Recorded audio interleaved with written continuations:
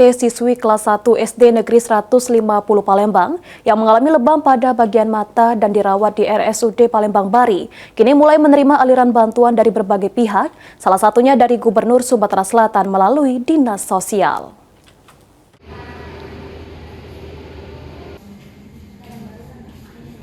Menindaklanjuti arahan Gubernur Sumatera Selatan Herman Deru, Dinas Sosial Provinsi Sumatera Selatan langsung bergerak cepat merespon viralnya pemberitaan mengenai FT, siswi kelas 1 SD Negeri 150 Palembang yang mengalami lebam pada bagian mata.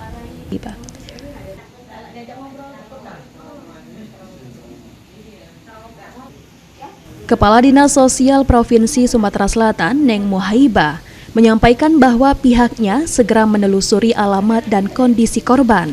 Setelah informasi tersebut ramai dibicarakan di media sosial dan mendapatkan informasi bahwa korban sudah dirawat di Rumah Sakit Umum Daerah Palembang Bari pada Senin 3 November 2025. Tim dari Dinas Sosial kemudian langsung menuju RSUD Palembang Bari untuk melihat secara langsung kondisi korban.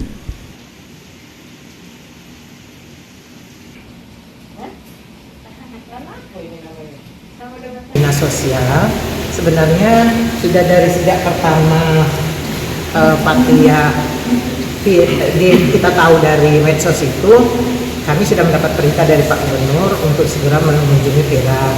Namun pada saat itu tempat mengunjunginya yang belum jelas karena katanya mau dibawa ke rumah sakit, terus mau dibawa ke rumah sakit Bayangkara.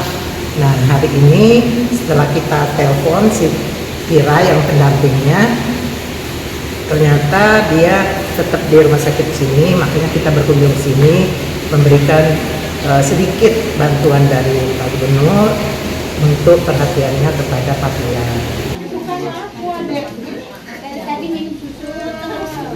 Dalam kunjungan tersebut, Dinsos Sumatera Selatan memberikan sejumlah bantuan berupa tas sekolah, pakaian, boneka, dan perlengkapan lainnya. Sebagai bentuk kepedulian terhadap FT, Neng Muhaibah berharap bantuan yang diberikan dapat bermanfaat dan sedikit menghibur FT. Suryadi, PAL TV.